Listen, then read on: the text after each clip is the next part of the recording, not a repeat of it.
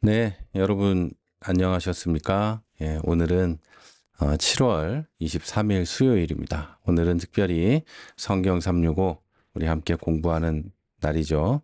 함께 성경 365 공부할 때 하나님께서 우리에게 귀한 은혜와 평안과 또 말씀을 잘하는 지혜와 지식을 더할 줄로 믿습니다. 오늘 제가 먼저 기도하고 함께 공부 시작하도록 하겠습니다. 하나님, 은혜를 감사합니다. 오늘 하나님의 큰 은혜로 우리 하나님 말씀 배우고자 합니다. 배우고자 하는 모든 성도들에게 지혜와 명철을 주시고 말씀을 아는 능력을 허락해 주셔서 주의 성도들이 듣는 말씀 그대로 알게 해주시고 또 알 때 하나님의 말씀을 실천할 수 있는 귀한 믿음 또한 허락해 주옵소서. 오늘도 출애굽기 말씀을 배웁니다. 하나님 역사해 주시고 은혜 가운데 함께하여 주옵소서. 감사합니다. 우리 주 예수님 이름으로 기도했습니다. 아멘. 예, 오늘은 출애굽기 성경 365 36과에서 40과 말씀을 배웁니다. 우리가 이 배우는 말씀의 오늘 제목은 주제예요. 오늘 주제는 광야에서 시내산까지, 광야에서 시내산까지 언약 백성의 정체성 확립과 사명, 언약 백성의 정체성 확립과 사명이라는 주제로 함께 말씀을 배워 가도록 하겠습니다. 네. 오늘 우리가 함께 보실 이제 본문 쭉 보면 출애굽기 17장부터 17장 1절부터 19장 9절까지입니다. 자, 이 광야에서 이 여정은 이스라엘 사람들에게는 이제 그냥 지리적 이동이 기록된 것만은 아닙니다. 지리적 이동만은 아니라는 것이죠. 자, 그것은 노예 상태에서 하나님의 언약 백성으로 변화되는 과정이 기록되어 있는 거고, 한마디로 표현하자면 우리가 신학적으로 구원받는 과정처럼 표현이 된 신학의 정수라고 할 수 있겠습니다. 자, 출애굽기 17장에서 19장까지의 우리가 오늘 배울 본문은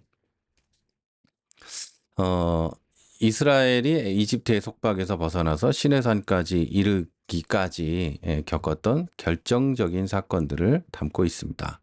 자, 이 시기에는 이스라엘이 겪는 내적 불신앙과 외부의 위협, 그리고 공동체 내부의 구조적 문제에 직면하면서도 하나님의 신실하신 인도와 은혜를 통해서 점진적으로 언약 백성의 정체성을 확립해가는 그런 과정이 이제 생생하게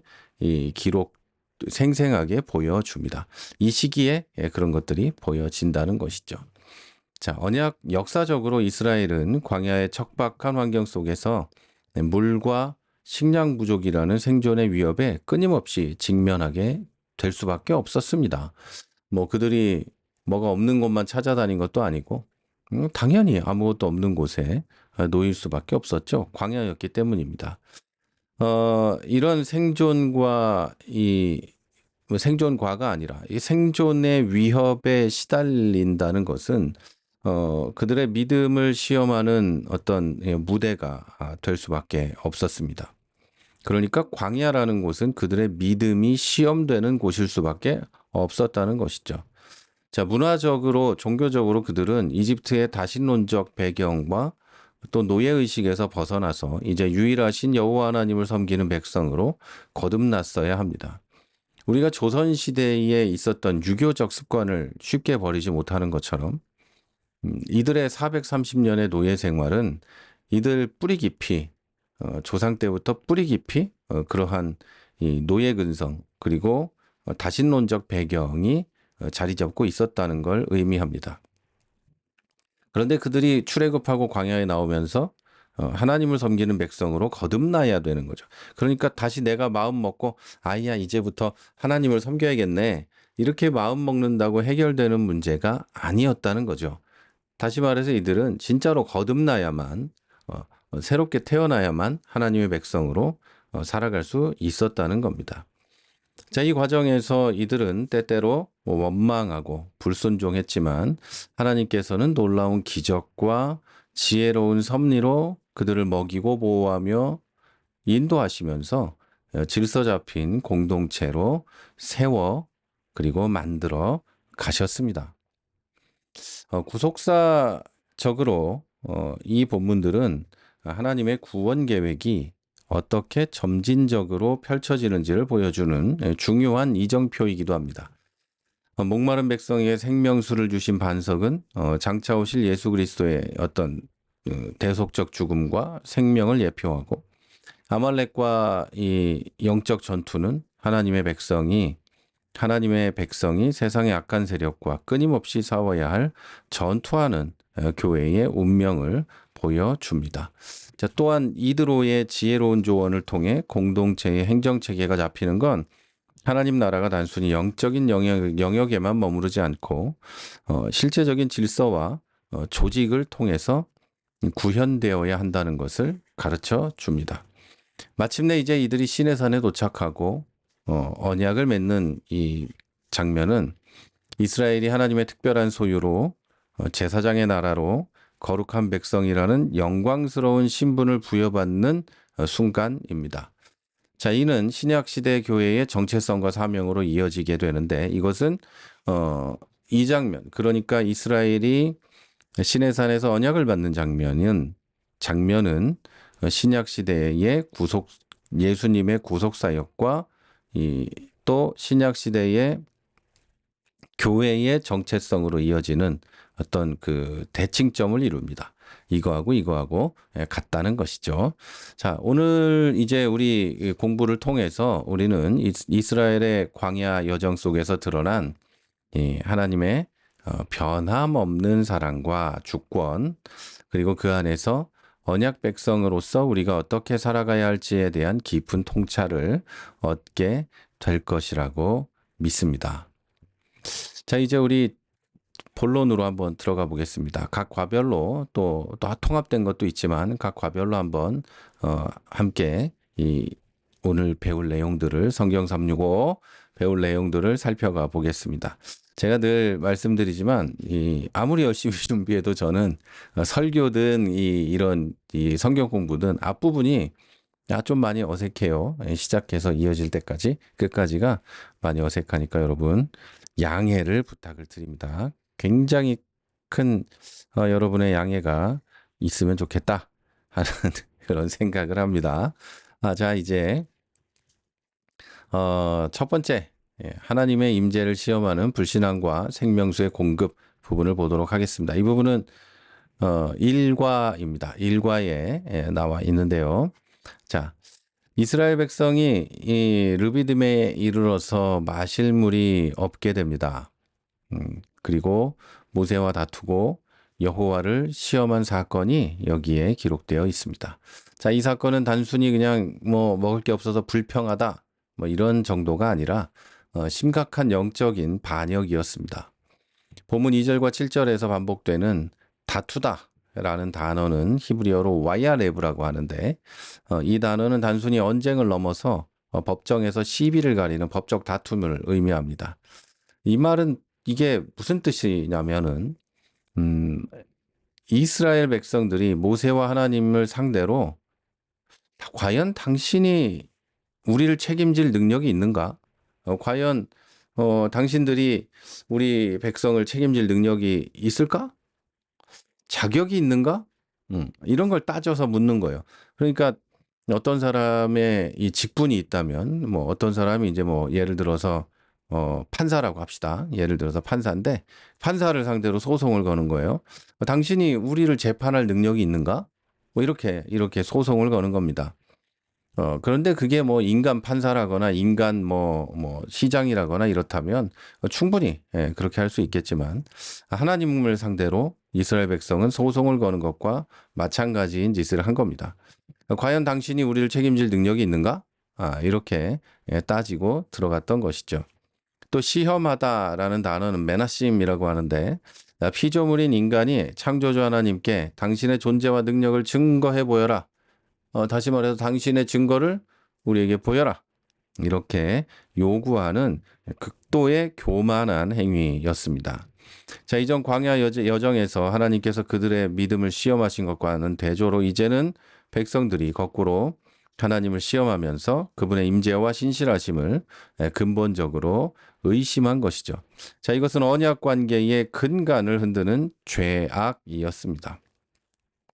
자, 이러한 불신앙의 심각성은 모세가 백성들의 위협 앞에서 그들이 조금 있으면 내게 돌을 던지겠나이다 라며 부르짖는 데서도 드러납니다.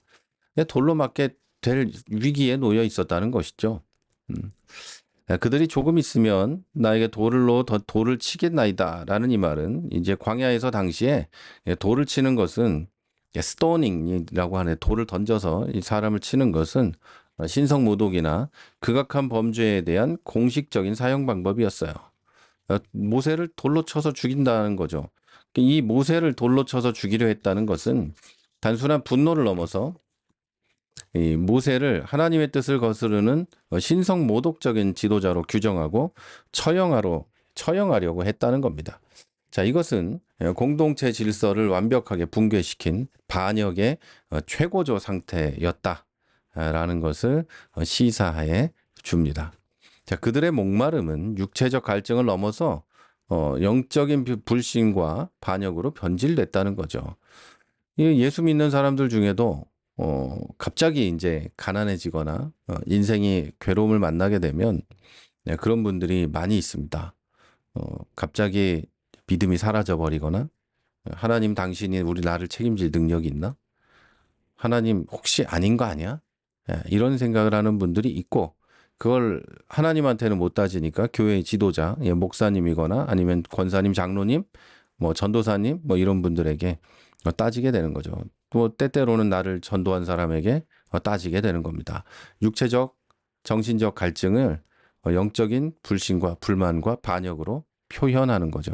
자기를 전도한 사람은 하나님이 구원자이긴 하지만 내 영혼을 구원의 길로 인도해 준 사람이에요. 자기 인생을 바쳐서 충성을 다해도 뭐라고 할까요? 아깝지 않을 만한 사람이 나를 전도한 사람이거든요. 그런데 제가 경험하고 지금까지 지켜본 바, 나를 전도한 사람에게 사랑과 은혜를 갚으며 살아가는 사람은 한 번도 못 봤어요. 대부분은 전도한 사람하고 이렇게 좋지 않게 되는 경우가 많이 있어요. 여러분 그런 거 아주 좋지 않은 겁니다. 만약에 여러분의 모태신앙이거나 부모님에게 의해서 전도됐다면 정신을 똑바로 차리고 부모님에게 모든 것을 다해야 되는 거예요. 내 영혼을 구원한 물론 하나님이시지만 내 영혼을 구원의 길로 인도한 분이 바로 부모님이시기 때문입니다. 누구보다 믿음의 자리에 먼저 인도해 주신 것 하나만으로 모든 걸 다해도 된다고 저는 생각을 합니다. 자, 이러한 인간의 죄악에 대한 하나님의 응답은 그 죄악을 뛰어넘는 놀라운 은혜였습니다. 하나님께서는 모세에게 이스라엘 장로들을 데리고 가라 이렇게 명령을 하셨는데, 자, 이것은 이 기적이 사적인 경험이 아니라 공동체를 대표하는 증인들 앞에서 공적으로 일어난 사건임을 확증하기 위해서였습니다. 고대 사회에서 중요한 계약이나 사건에는 반드시 증인이 필요했어요. 요즘처럼 비디오 찍는 게 아니니까 당연히 증인이 있어야 되겠죠. 장로들의 입회하에서 일어난 이 기적은 후대에 이 사건의 역사성과 신적 권위를 부인할 수 없게 만드는 법적 증거의 역할을 합니다. 더욱 놀라운 것은 하나님께서 친히 호렙산에 있는 그 반석 위 거기서 내 앞에 서리니 너는 그 반석을 치라. 그곳에서 물이 나오리니라고 말씀하신 대목입니다. 여기서 반석이라고 표현된 이 히브리어는 하추르라고 하는데요. 이 단어는 변하지 않는 바위를 의미합니다. 엄청나게 큰 넓은 바위, 뭐 이런 걸 의미해요. 조그만 바위, 돌덩어리가 아니고. 그리고 이 단어는 성경에서 변하지 않는 이 피난처이며 구원자이신 하나님을 상징하는 은유로 사용됩니다. 그러니까 변치 않고 엄청나게 큰 그런 바위를 하나님이 내리치라고 한 거죠. 그리고 내리치면 거기서 물이 나오겠다고 한 거죠. 놀라운 사실이죠. 그렇게 크고 변치 않는 바위에서 물이 나오겠다고 했으니까요. 자, 하나님께서 그리고 단순히 명령하시기를 반석을 치라고만 명령하신 게 아니라 친히 반석 위 거기서 너의 앞에 서시겠다 이렇게 말씀하신 것은 모세가 지팡이로 반석을 칠 때 사실상 그 지팡이가 하나님 자신을 향하게 된다는 것을 의미합니다. 백성의 죄로 인해서 마땅히 심판의 지팡이가 그들에게 향해야 했지만 하나님은 당신이 대신 그 자리에 서심으로 그 타격을 받으시고 그 결과로 생명의 물을 흘려 보내신 것입니다. 자, 이것은 죄인을 위해서 대신 저주를 받고 매를 맞으심으로 영원한 생명수를 흘려보내신 십자가 예수 그리스도를 가장 선명하게 예표하는 구약의 사건 중에 하나입니다. 사도 바울이 고린도전서 10장 4절에서 이 반석을 그 반석은 곧 그리스도라 이렇게 해석한 것은 이러한 대속적 예표론에 근거합니다. 자, 모세는 이 기적의 장소를 하나님의 은혜를 기념하는 대신 이스라엘의 죄악을 고발하는 마사, 무리바로 명명합니다. 마사는 시험함이라는 뜻이고 무리바는 다툼이라는 뜻입니다. 자, 이것은 하나님의 놀라운 구원이 인간의 자격이나 의로움 때문이 아니라 전적으로 하나님의 은혜와 긍휼로 인한 것임을 강조하는 것이죠. 그와 동시에 여호와께서 우리 중에 계신가 안 계신가라며 하나님의 임재를 의심했던 그들의 죄악이 얼마나 심각한 것이었던지를 후대에게 영원히 경고하는 실패의 기념비가 됩니다. 자, 이 사건은 구원받은 백성이라고 할지라도 끊임없이 하나님을 의지하고 순종해야 한다는 것을 가르치는 교훈이라고 할 수 있겠습니다. 구원받은 백성은 하나님을 향해서 원망하지 않을까? 할 수 있습니다. 누구나 그런 짓을 할 수 있어요. 하지만 구원받은 백성도 절대로 그래서는 안 됩니다. 자, 이제 두 번째로 넘어가 볼까요? 왜 안 넘어가지?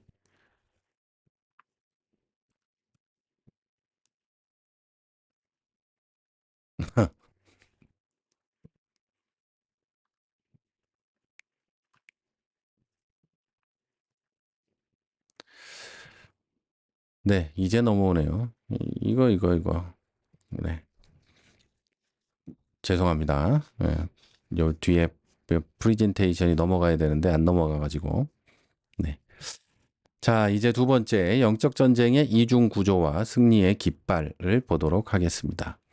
르비딤에서 물 문제를 해결한 직후에 이스라엘은 예상치 못한 외부의 적을 만나게 됩니다. 바로 아말렉의 기습 공격을 당하게 된 것이죠.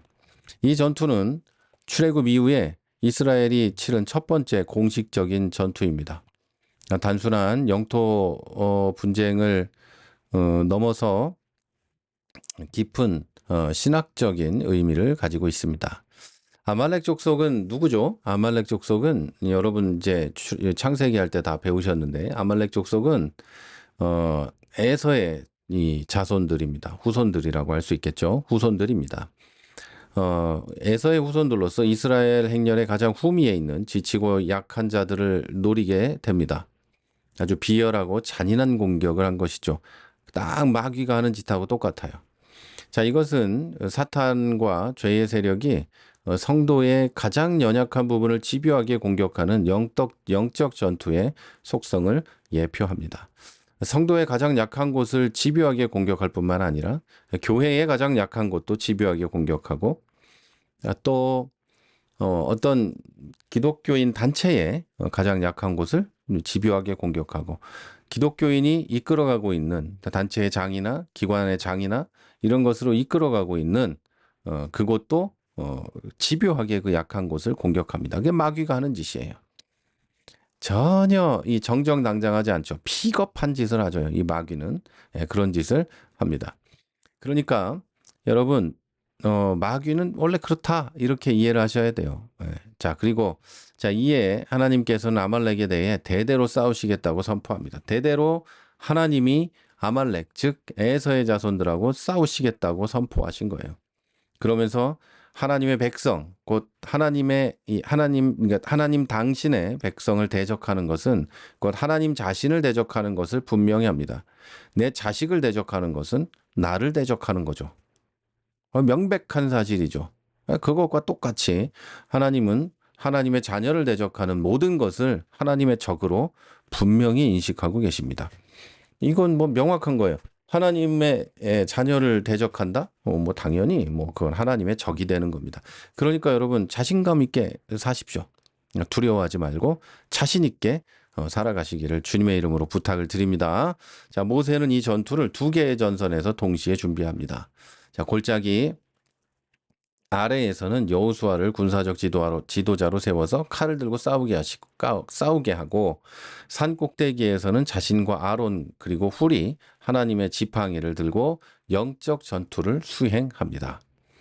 여기서 하나님의 지팡이는 모세 개인의 소유물이 아니라 애굽의 열 재앙과 홍해 그리고 르비딤 반석의 기적을 이끌었던 바로 그 지팡이입니다. 하나님의 능력과 권위를 상징하는 도구입니다. 이 이중적인 전쟁터의 설정은 우리의 모든 싸움이 눈에 보이는 현실의 싸움과 그 배후에 있는 눈에 보이지 않는 영적 싸움이 동시에 존재한다는 것을 명확하게 보여줍니다. 그리고 여기서 중요한 것은 이 두 개의 전선에서 훨씬 더 중요한 전투가 놀랍게도 군사력이나 여호수아의 용맹에 달린 게 아니라 산 위에 모세에게 달려 있었다는 점입니다. 모세가 손을 들면 이스라엘이 이기고 피곤하여 손을 내리면 아말렉이 이겼습니다. 모세가 손을 드는 행위는 단순히 사기를 북돋는 응원이 아니라 하나님의 지팡이를 들고 하늘을 향해 중보 기도하며 하나님의 도우심을 구하는 전적인 의존의 자세를 상징하고 있습니다. 자, 이것은 모든 전쟁의 승패가 하나님의 손에 달려 있고 성도의 기도가 그 승리를 이끌어내는 영적인 통로라는 것을 보여주는 가장 명백한 그림입니다. 자, 여러분이 인생을 살아가면서 어려움을 당하고 누구와 이제 영적 전쟁이 어떤 상황에서 벌어질 때 가장 중요한 것은 여러분의 능력이나 여러분의 어떤 기술 이런 게 아니라 기도라는 의미예요. 그리고 교회가 같이 기도하는 것, 그리고 여러분의 영적 지도자들이 같이 기도하는 것, 그게 제일 중요하다라는 의미입니다. 자, 그런데 문제가 생깁니다. 위대한 지도자 모세도 육체의 한계로 팔이 피곤해져서 손을 계속 들고 있을 수가 없었습니다.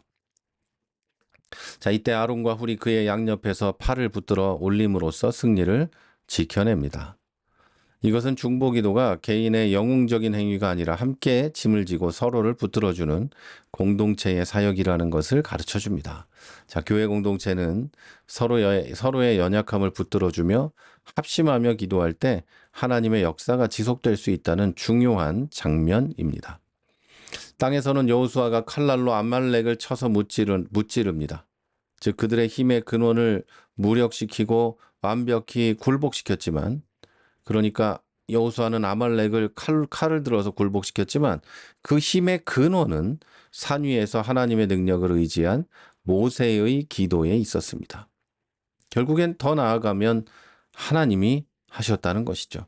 그래서 모세는 이 승리 이후에 제단을 쌓고 그 이름을 여호와 니시라고 붙입니다. 즉 여호와는 나의 깃발이라고 부르는 거죠. 깃발은 고대 전쟁에서 군대의 정체성을 나타내고 군인들을 집결시키고 승리의 상징이 되는 중요한 역할을 했습니다. 제가 군대에 있을 때 행군할 때 앞에 기수가 있어요. 기수. 그리고 저는 이제 군종병으로서 기도하고 이제 맨 앞으로 나가서 길을 앞으로 나가고 같이 기수하고 통신병 하나 하고 맨 앞으로 나가면서 행군했던 기억이 있어요. 그 깃발이 우리 부대의 깃발이죠. 그 부대의 깃발을 앞세우고 앞으로 달려나가는 겁니다. 깃발은 그렇게 중요한 거예요. 그 집단의 정체성, 부대의 정체성을 나타내니까요. 자, 모세는 이 여호와의 깃발이라는 제단을 통해서 이스라엘의 정체성과 승리의 구심점이 오직 여호와 하나님 한 분뿐임을 선포한 것입니다.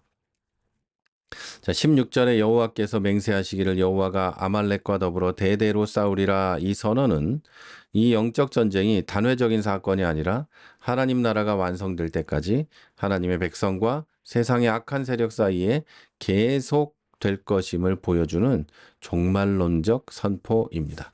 자, 마지막 부분인데요. 이 사건은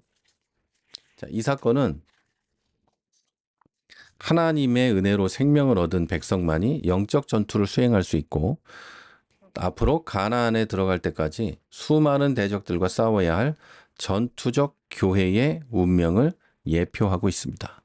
자, 우리 교회는 어, 세상으로는 믿지 않는 사람들이나 세상으로는 하나님의 은혜만 전하는 그런 존재들입니다. 자, 그러나 영적 전쟁에 있어서는 상대가 되는 마귀를 절대 용서하지 않는 그리고 수많은 마귀들과 그 수많은 나쁜 짓들과 싸워야 하는 어, 그런 운명을 가지고 있습니다. 그래서 교회는 항상 공격받고 항상 힘들고 항상 괴롭습니다. 마귀는 교회의 약한 고리들을 어쩌면 그렇게 잘 찾아서 공격하는지 그걸 우리도 모를 정도로 공격하고 그렇게 하죠. 그러나 우리는 그런 마귀의 공격을 반드시 어, 격퇴할 수 있습니다. 왜냐하면 예수께서 승리하셨고 그리고 하나님께서 대대로 마귀와 싸우겠다고 하셨기 때문이죠. 그래서 여러분 교회가 항상 평화로울 거라고 생각하시면 안 됩니다. 자, 교회는 항상 전투하는 것이고 교회는 항상 싸우는 겁니다. 그렇게 아시기를 바랍니다. 자, 이제 그리고 복음의 확산과 공동체의 지혜로운 조직을 보도록 하겠습니다. 창세기 18장 1절부터 27절까지 말씀입니다. 코끝이 간지러워서요. 네. 출애굽기 18장은 시내산 언약 체결이라는 장엄한 사건을 앞두고 이제 전쟁과 시내산 언약 사이에 끼어 있는 중요한 이제 막간극이라고 할까요? 중간에 껴있는 드라마 같은 이 장면입니다.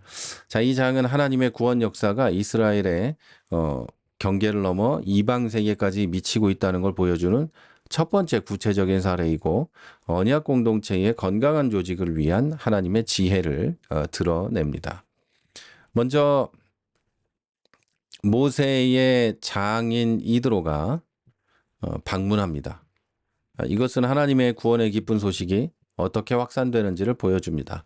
미디안 제사장인 이드로가 하나님이 모세와 자기 백성 이스라엘에게 하신 일, 곧 여호와께서 이 이스라엘을 애굽에서 인도하여 내신 모든 일을 들으니라라고 돼 있어요. 그러니까 이드로가 그 얘기를 다 들었단 얘기예요. 이 말씀은 하나님의 위대한 구원 행적이 소문이 되어 이방 땅에까지 퍼져나갔다는 것을 의미합니다. 이집트에서 하신 일, 아말렉까지 물리치신 일, 홍해를 가르신 일, 물이 나오게 하신 일, 전부 하나님께서 하신 일을 이드로가 들었다는 얘기입니다. 여기서 들었다는 것은 그 소리만 듣는 것을 넘어서 그 의미를 깨닫고 마음에 받아들이는 것을 포함합니다. 이건 복음이 사람의 마음을 움직여서 행동하게 하는 능력이 있다는 것을 보여주는 것이죠. 자, 이드로는 이 소문을 듣고 모세의 아내 시보라와 두 아들 게르솜과 엘리에셀을 데리고 하나님의 산 시내산까지 찾아옵니다.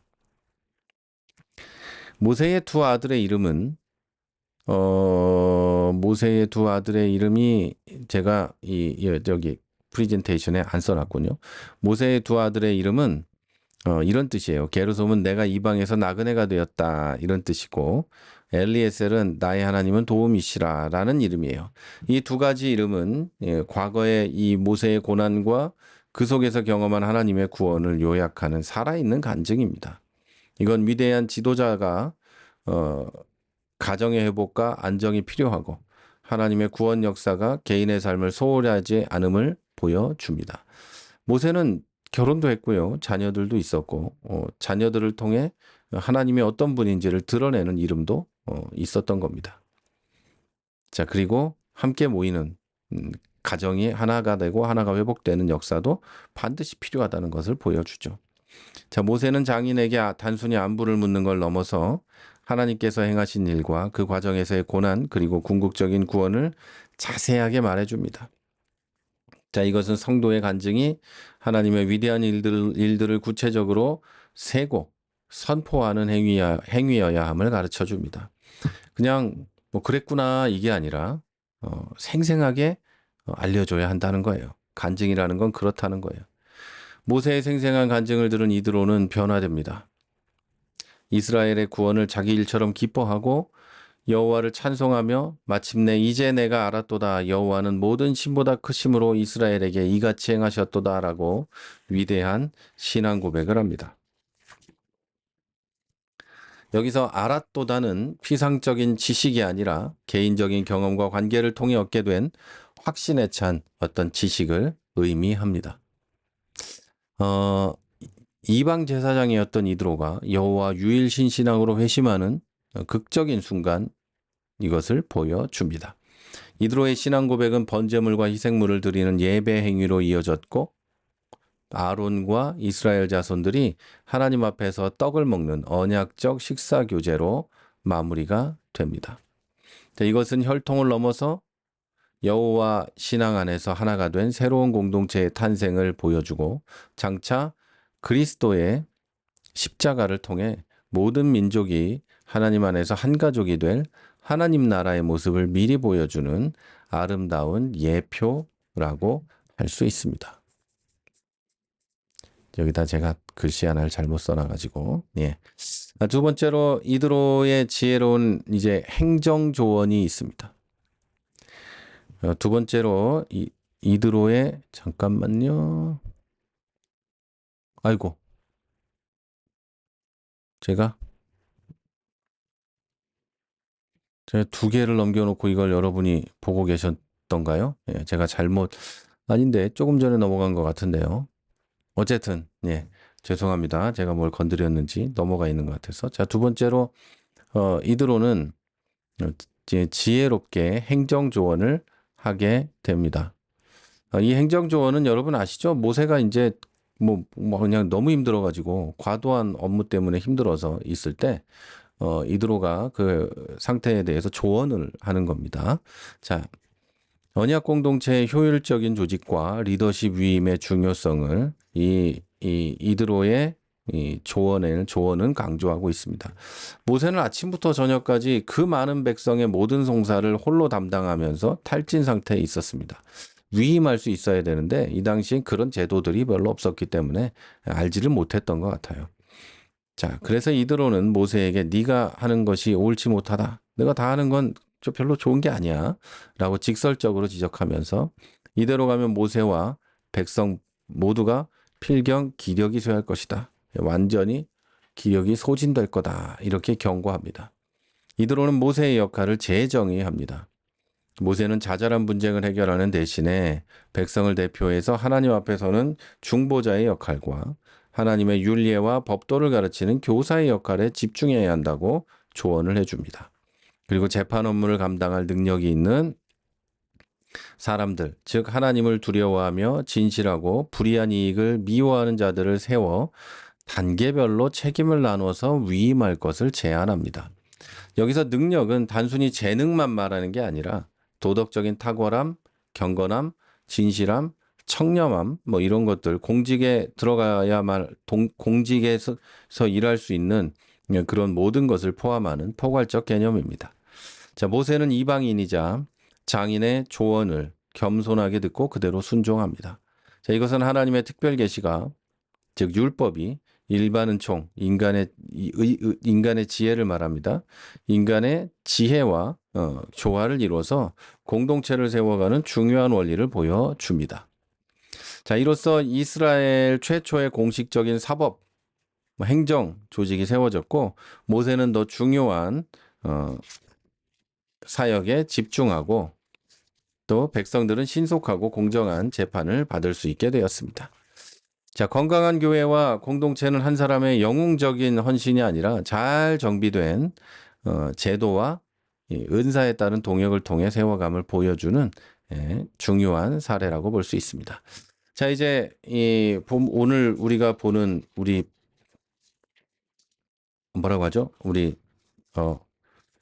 본문 해설, 본문에 나타난 내용들 중에서는 마지막 부분입니다. 자, 19장 9절까지인데요. 여기는 시내산 언약이 나타나 있습니다. 출애굽기 19장은 성경 전체의 신학적 분수령을 이루는 시내산 언약 체결의 서막입니다. 굉장히 중요한 곳이라고 할 수 있습니다. 이스라엘이 애굽을 떠난 지 3개월 되던 날 시내 광야에 도착한 것은 6월절로부터 약 45일이 지난 시점입니다. 신약의 오순절 성령 강림과 아름다운 구속사적 대칭을 이루게 되는 것이죠. 자, 구약의 백성이 율법을 통해 공식적으로 탄생한 것처럼 신약의 백성은 성령을 통해 공식적으로 탄생하게 되는 겁니다. 하나님께서 언약을 제안하는 방식은 당시 고대 근동의 종주권 조약 형식과 매우 유사합니다. 이는 하나님이 절대 군주, 종주, 절대적인 군주이시고 이스라엘이 그분의 백성임을 명확하게 보여주는 언약이라고 할 수 있습니다. 그런데 이 언약은 강압적인 멍해나 하지 않으면 큰일 난다는 이런 멍해가 아니라 은혜로운 구원자이신 왕과 그분의 보호를 받는 백성 사이에 인격적이고 관계적인 언약이라는 걸 강조해 줍니다. 하나님은 먼저 자기 자신을 구원자로 소개하시면서 내가 애굽 사람에게 어떻게 행하였음과 내가 어떻게 독수리 날개로 너희를 업어 내게로 인도하였음을 너희가 보았다. 이렇게 얘기하십니다. 여기서 독수리 날개로 업어라는 건 어미 독수리가 연약한 새끼를 가장 안전하고 강력한 날개 위에 업어서 위기에서 건져내는 것처럼 하나님께서 전적인 능력과 사랑으로 속수무책이던 노예 백성을 구원하여 하나님 품으로 인도하였다는 걸 보여주는 아름다운 은유라고 할 수 있겠습니다. 자, 이처럼 율법 조항을 제시하기 전에 하나님의 일방적인 구원을 먼저 선포하시고 은혜를 먼저 선포하심으로써 율법에 대한 순종이 이 은혜를 얻기 위한 조건이 아니라 이미 받은 은혜에 대한 감사와 사랑의 반응으로 요구된다는 것을 명확히 해주십니다. 자, 이것은 개혁주의 신학의 핵심인 율법과 복음의 관계를 분명하게 보여줘요. 율법이 먼저가 아니라 하나님 은혜가 먼저고 그리고 그 다음에 법이 있다는 것을 말합니다. 자, 이 은혜의 기초에서 하나님께서는 이스라엘에게 순종을 조건으로 세 가지 영광스러운 신분을 약속하십니다. 첫째, 나의 소유다. 세상 가운데 가장 귀한 하나님의 특별한 보물이라는 거예요. 하나님이 가진 가장 귀한 보물, 그게 된다는 거죠. 헬라어래요. 자꾸 히브리어 세굴라는 왕이나 부유한 자가 소유한 수많은 재산 중에서 가장 따로 구분해서 이렇게 보관하는 가장 이 귀중한 이 보물을 말하는 거예요. 그 보물을 하나님은 이스라엘이라고 말씀하시는 거죠. 이것은 이스라엘이 다른 민족보다 우월해서가 아니라 전적인 하나님의 주권과 은혜로 하나님이 그들과 특별한 관계를 맺었다라는 것을 보여줍니다. 두 번째는 제사장 나라가 되는 겁니다. 세상 모든 민족을 하나님께로 인도하는 거룩한 중보자의 사명을 이들이 감당하게 될 거라는 거예요. 제사장 사명의 역할은 하나님과 사람 사이를 중보하는 것이니까 이스라엘 민족 전체가 열방과 하나님 사이에서 중보자 역할을 감당해야 한다는 걸 의미합니다. 세 번째로 거룩한 백성이 됩니다. 즉 세상과 구분돼서 하나님의 성품을 드러내는 거룩한 삶을 살게 된다는 거죠. 거룩은 분리됨, 구별됨을 의미하고 이스라엘은 세상의 죄악된 방식과 우상 숭배로부터 분리돼서 오직 하나님의 소유로 구분된 백성이 되어야 됐다는 거죠. 우리도 똑같이 이 세 가지를 약속받았습니다. 우리는 하나님의 소유로 가장 소중한 자녀들이고 하나님의 제사장의 역할을 하면서 세상 많은 사람들에게 하나님을 전해야 하는 사람들이고 거룩하게 세상에서 구분된 사람들입니다. 세상에서 살고 있지만 세상에서 구분된 그런 존재들이 바로 여러분이라는 겁니다. 자, 이 세 가지는 이스라엘의 존재 이유이자 사명이고 신약에서는 그리스도를 믿는 모든 성도 즉 우리들이 가진 똑같은 신분과 사명입니다. 자, 모세가 이 언약의 제안을 백성들의 장로에게 전달하자 백성들은 여호와께서 명령하신 대로 우리가 다 행할 것입니다. 이렇게 자발적으로 응답을 합니다. 일제히 했다는 거예요. 일제히 만장일치로 한 마음으로 언약에 동의하게 됩니다. 응답을 들으신 하나님은 언약 체결의 공식적인 비준을 위해서 빽빽한 구름 가운데서 너에게 임함은 내가 너와 말하는 것을 백성이 듣게 하며 또한 너를 영원히 믿게 하려 함이라 이렇게 예고하십니다.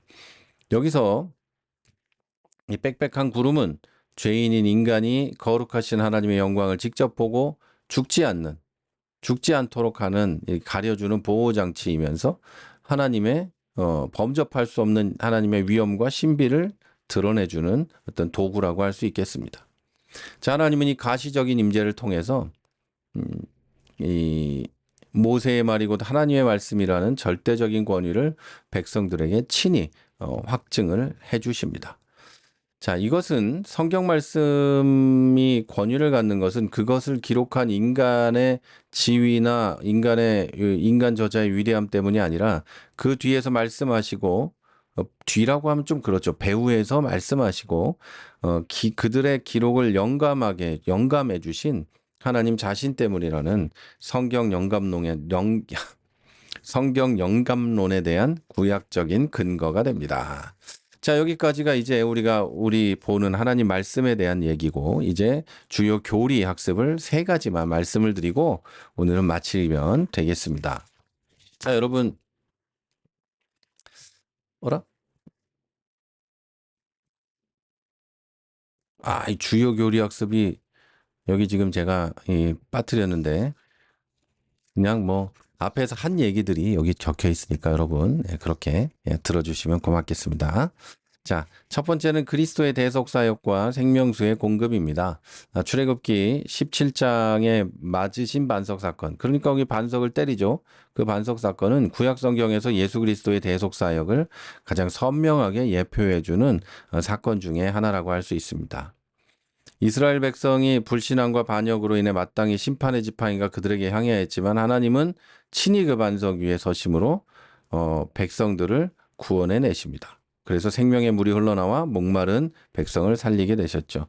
인류의 죄를 대신해서 십자가의 저주를 받으시고 옆구리에 창을 찔려 피와 물을 흘리신 예수 그리스도도 이렇게 인류를 구원하셨습니다.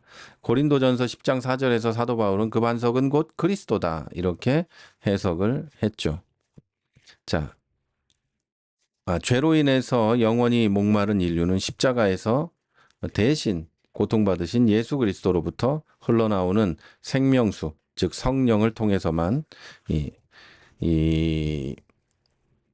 성령을 통해서만 영원한 생명과 만족을 얻을 수 있습니다.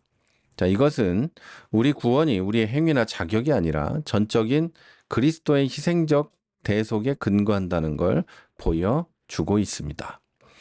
자, 이제 두 번째는 하나님의 주권과 인간의 책임적 동역을 말씀드려야 합니다. 자, 광야 여정의 여러 사건들은 하나님의 주권적인 역사와 그 안에서 요구되는 인간의 책임적인 순종과 동역의 중요성을 동시에 보여줍니다. 아말렉과 전투에서 승패가 모세의 손에 달려 있었던 것은 인간의 군사력이나 전략이 아닌 하늘의 하나님께 대한 전적인 의존과 중보기도에 달려 있었다는 걸 보여줍니다. 자, 이것은 승리의 근원이 하나님의 단독 사역에 있었다는 걸 의미해요. 하나님이 혼자 하셨다는 거예요. 그러나 동시에 모세의 팔이 피곤할 때 아론과 훌이 그의 손을 붙들어 올렸을 때 다시 이 이스라엘이 승리하게 됐다는 건 하나님의 주권적 사역이 인간의 책임적 순종과 동역을 통해 나타난다는 것을 가르쳐 줍니다. 중보기도는 한 개인의 영웅적 행동이 아니라 공동체의 짐을 함께 지는 사역이에요. 우리의 기도, 그리고 교회에 우리가 헌금하는 것, 헌신하는 것, 뭘 하는 것, 제가 설교하는 건, 여러분이 예배 드리는 것, 이 모든 것들은 우리 공동체가 예배 공동체이자 그리고 교회 공동체가 해야 될 짐을 함께 지고 있는 겁니다. 함께 사역해 가고 있는 거예요. 그리고 하나님도 그러한 우리를 통해 일을 하신다는 겁니다. 그리고 이드로의 조언을 통해 이스라엘의 행정 시스템이 정비된 건 하나님께서 하나님의 백성을 다스리는 데 있어서 특별 계시, 곧 율법만이 아니라 일반 은총, 인간의 지혜와 경험도 사용하신다는 것을 보여주는 겁니다. 자, 세 번째로는 언약 백성의 정체성과 선교적 사명입니다. 조금 전에 바로 직전에 말씀드렸죠. 신의 언약은 인간 이스라엘에게 세 가지 신분과 사명을 부여합니다. 내 소유, 제사장 나라, 거룩한 백성입니다. 자, 이 세 가지 정체성은 이스라엘이 하나님의 주권적인 선택과 은혜로 말미암아 온 세상 가운데 가장 특별하고 소중한 보물이 되었다는 것을 의미합니다. 그러나 이 선택은 결코 배타적 특권만을 위해서가 아니라 온 세상을 향한 하나님의 특별한 계획 속에서 특별한 역할을 감당하기 위한 거였어요. 즉 이스라엘은 세상 모든 민족을 하나님께로 인도하는 거룩한 중보의 사명을 가진 제사장 나라로서 세상과 구별된 거룩한 백성의 삶을 통해 하나님의 성품을 드러내야 하는 거였습니다. 이 사역은 저와 여러분도 똑같은 겁니다. 자, 이 사역은 이스라엘은 실패했지만 종종 실패하고 완전히 실패하기도 했지만 유일하고 완전한 대사장이신 예수 그리스도를 통해 완전히 성취되었고 그 안에서 새롭게 언약의 백성이 된 교회와 성도들에게 계승되었습니다. 교회는 어두운 데서 불러내어 그의 기이한 빛에 들어가게 하신 이의 아름다운 덕을 선포하는 곳입니다. 자, 이건 이제 베드로전서에 나와 있는 말씀이죠. 이 사명을 받은 교회는 전투하는 교회로서 세상 속에서 하나님의 사랑과 공의를 실천하고 예수 그리스도의 향기를 드러내야 합니다. 그럼으로써 세상과 하나님을 잇는 거룩한 통로가 되어야만 합니다. 자, 이 교리는 우리의 정체성이 세상의 잣대 기준이 아니라 하나님의 부르심에 있고 그 부르심에는 세상 속에서 하나님의 영광을 드러내는 선교적 책임이 있다는 것을 가르쳐 줍니다. 자, 여기까지 뭐 이제 어렵지 않죠. 제가 그리고 끝부분에 가면 이제 말이 좀 엄청 빨라지는데 이해해 주시기를 바랍니다. 자, 이제 결론과 시간이 많지 않아서 시간과 시간이래요. 결론과 적용 부분을 보도록 하겠습니다. 자, 여러분 우리는 오늘 출애굽기 17장부터 19장까지 광야 여정을 통해서 하나님의 신실하신 인도와 우리들의 언약 백성의 정체성 확립이라는 위대한 구속사적 진리를 살펴봤습니다. 이스라엘 백성은 목마름과 외부의 위협 그리고 지도자의 과도한 부담이라는 현실적인 문제에 직면해 있었어요. 그런데 하나님은 그들은 심지어 그들은 하나님을 시험하고 원망하고 지도자를 죽이려 하기까지 했어요. 그러나 하나님은 그들을 용서하고 긍휼로 생명수를 공급하시고 승리를 주시고 지혜롭게 질서를 세울 수 있게 하셨습니다. 이 모든 사건의 중심에는 하나님의 변함없는 사랑과 구원 계획 그리고 하나님의 그 계획을 실행해 나가는 역사가 담겨 있었습니다. 자, 이러한 구속사적 진리는 오늘 우리의 삶에 적용할 수 있는 적용점을 제시해 줍니다. 자, 첫째 우리가 해야 될 일은 광야와 같은 인생길에서 마주하는 모든 문제들 앞에서 다툼 대신 시험 대신 기도를 선택해야 한다는 겁니다. 우리의 목마름과 고통은 하나님을 의심하는 빌미가 아니라 더욱 그분께 간절히 부르짖는 기도의 제목이 되어야 합니다.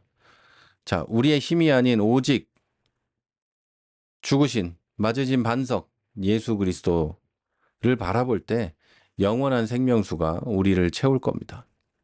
그때 우리는 기쁨을 누리고 평안을 누리게 될 줄 믿습니다. 자, 두 번째는 우리의 영적 전쟁의 본질을 이해하고 여호와 니시의 깃발 앞에 연합하여 싸워야 합니다. 여호와는 나의 깃발이다. 여호와의 깃발이 있고 그 아래 하나로 뭉쳐서 달려가는 것이 바로 저와 여러분이라는 의미입니다. 우리의 싸움은 혈과 육에 관한 것이 아니라 우리의 승리는 우리의 능력이나 노력에 달린 것도 아닙니다. 기도의 손을 높이 들고 지쳐 쓰러질 때 서로 팔을 붙들어주는 아론과 훌이 되어서 공동체적으로 하나님을 의지할 때 우리는 모든 싸움에서 승리하리라 믿습니다. 마지막 세 번째로 우리는 삶을 하나님의 간증으로 재해석하고 그 간증을 통해 복음을 확산하는 사명을 감당해야 합니다. 우리의 고난이나 실패조차도 하나님의 도우심과 구원의 이야기로 변화될 수 있습니다. 정직하고 구체적인 간증은 다른 영혼을 예배의 자리로 이끌어오고 하나님께 영광을 돌리게 할 줄 믿습니다. 또한 우리는 혼자서 모든 짐을 지려고 하지 말고 하나님의 지혜와 동역의 원리를 따라 다른 일을 세우고 권한을 위임하며 함께 사역해야 합니다. 건강한 교회는 한 사람의 영웅적인 헌신이 아니라 은사에 따른 유기적 동역으로 이루어진다는 걸 여러분 확실하게 믿으시기를 바랍니다. 자, 이제 마지막으로 말씀드립니다. 여러분, 우리는 더 이상 죄의 노예가 아닙니다. 우리는 하나님의 가장 소중한 보물이고 세상을 축복하는 왕 같은 제사장이며 구분된 거룩한 백성입니다. 여러분, 이 영광스러운 정체성을 잊지 마십시오. 여러분은 그런 분들이에요. 그러니까 오늘도 우리를 업고 날아오르시는 하나님의 독수리 날개 아래, 그리고 독수리 날개 위에서, 그래야 하나님이 우리를 올려놓고 날아가시죠. 자, 다시 말씀드릴게요. 오늘도 우리를 업고 나르시는 하나님의 독수리 날개 위에서 이 정체성에 합당한 믿음의 삶을 살아내며 하나님이 주시는 참된 샬롬을 누리시기를, 샬롬은 평화라는 뜻이죠. 참된 샬롬을 누리시기를 주님의 이름으로 간절히 축원합니다. 자, 여러분 수고 많으셨습니다. 오늘은 여기까지 하고 제가 기도하도록 하겠습니다. 네, 하나님 감사합니다. 오늘 우리가 긴 시간 말씀을 들었습니다. 우리 배운 거 잊지 않게 해주시고 무엇보다 잊지 않아야 할 것은 우리가 하나님의 소중한 백성이고 소중한 보물이며 세상을 축복하는 제 왕 같은 제사장이며 구별된 거룩한 백성임을 잊지 않게 하여 주옵소서. 어려운 세상 살아가면서 우리들 지치지 않게 해주시고 하나님이 나를 얼마나 소중히 여기는 존재인지, 하나님이 나를 얼마나 사랑하시는지를 우리가 알 수 있는, 믿을 수 있는 자들이 되게 해 주옵소서. 그리고 우리가 교회에서, 각자 삶의 자리에서, 가정에서, 곳곳에서 나 혼자 짐을 지려고 애쓰는 것이 아니라 같이 짐을 지고 같이 서로 섬기며 교회와 내 가정과 직장과 그리고 친구들 사이에서 살아가는 주의 성도들이 되게 해 주옵소서.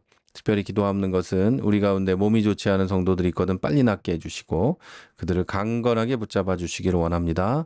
우리 어른들, 부모님들 더위에 지치지 않게 해주시고 하나님의 귀한 손으로 붙잡아 주셔서 강건할 수 있도록 주님 역사하여 주시옵소서. 사랑하는 우리의 자녀들 방학을 보내고 있는데 하나님 방학을 보낼 때 지치지 않게 해주시고 너무 노느라고 다른 데로 빠지지 않게 해주시고 오직 자기 할 일을 잘하게 해주시고 건강할 수 있게 해주시고 성경학교가 이제 다가오는데 그날까지 또 그날에도 하나님의 은혜 가운데 있을 수 있도록 역사하여 주시옵소서.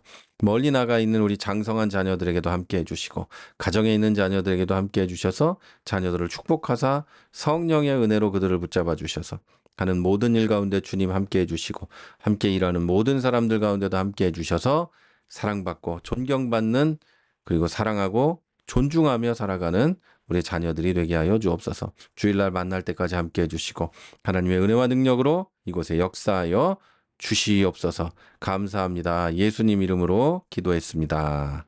아멘. 아멘. 감사합니다, 여러분. 오늘도 수고 많이 하셨습니다.